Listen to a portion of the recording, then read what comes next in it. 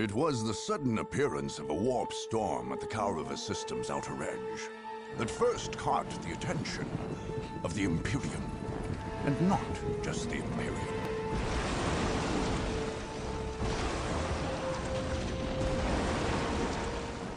After hundreds of years under the neglectful watch of the Imperial Guard, nearly every force in the galaxy would descend upon the planet of Kaurava, bent only on domination and victory.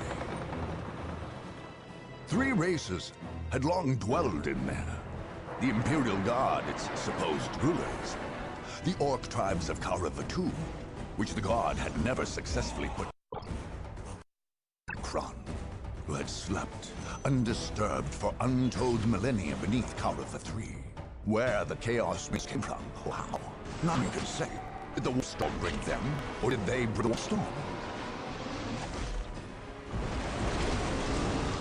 Both appeared suddenly on Kaurava IV, and in an eye blink, half the system's Imperial forces were gone, killed or claimed by the madness of chaos. In quick succession, the others fled to Kaurava. The Space Marines, the Imperium's super soldiers, descended on Kaurava II, planning to finally cleanse the system, both of the troublesome Orcs and the Chaos Marines, the sworn mortal enemies. The Tau appeared next, not far above, on one of the planet's moons, in the interests of protecting its ordered empire from the effects of human folly.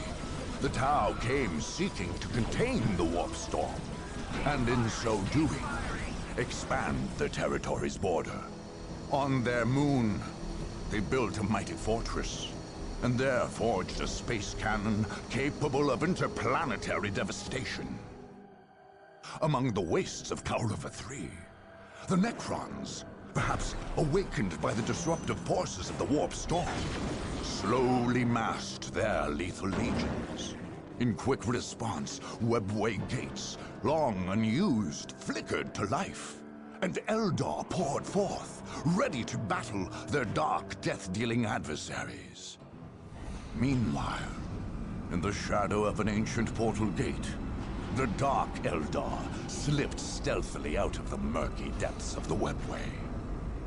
They would be like carrion birds, flying above the battlefield, and when all were weary from the fight, make the battlefield into a feasting ground.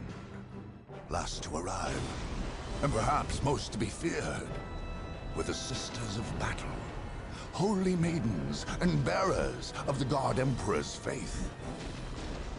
They had come to cleanse the system of corruption and filth. Their faith left them fanatical, unafraid of death and solace in their cause. Nothing here was clean. All must be purged. Now, war rages anew, and only the victorious may write their history. Only the victorious will claim the planets of Kaurava.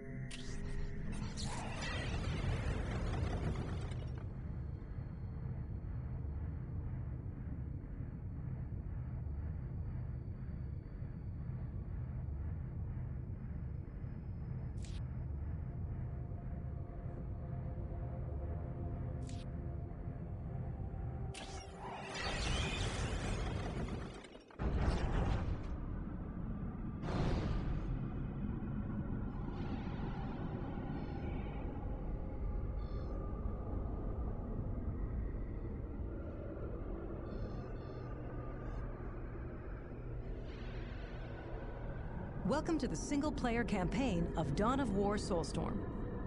These tutorial windows will guide you through the first 2 turns of play and introduce key features of the Dawn of War campaign mode. Your goal is to conquer all 4 planets of the Kaurava system. Each planet is made up of multiple territories which you will... This province is your stronghold or home territory. It is from here that you are launching your conquest of the Kaurava system. If your stronghold is ever conquered, you will be pushed out of the planetary system and lose the campaign. Since this is the first turn, this is the only territory you currently control. The enemy factions each have their own strongholds, identified by banners on the campaign map. To win the campaign and make the entire Kaurava system yours, you must conquer all 8 enemy strongholds. The icon of your commander indicates the current position of your main army. You can only attack a destination that can be reached from the province where your army is, so its position on the map defines your options. The enemy factions each have armies of their own, and also can only attack adjacent territories. Some of your enemies may have powers that allow them to move in different ways, so be wary.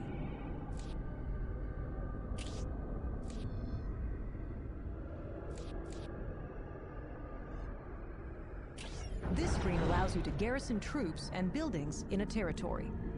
These purchases will be ready when you fight to defend this province from enemy attacks. Stationing troops and building buildings in a province costs you planetary requisition. The available units are on the panel. Use the arrows at the top to move between different options. Later you can recall these troops if the province is no longer at risk. Recalling a unit will give you back half the planetary requisition you spent to stay.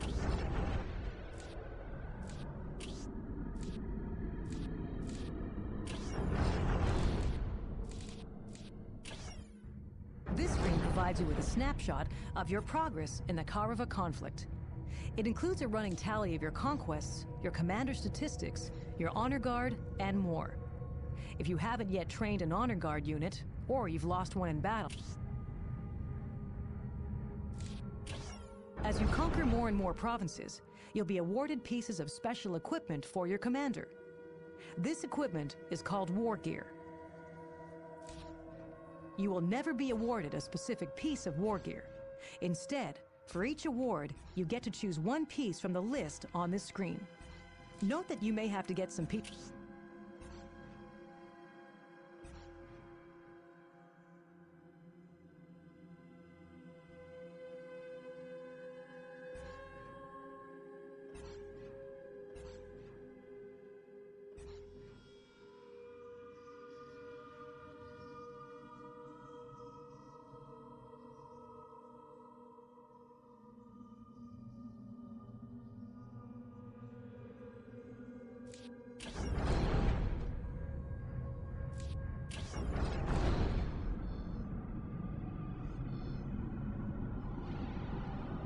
These arrows show you where your army can move or attack this turn.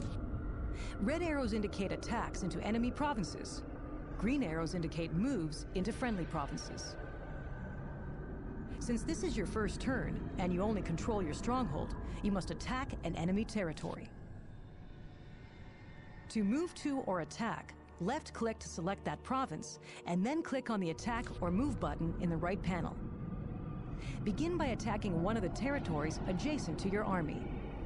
After moving or attacking, you will have to end your turn in order to move or attack again.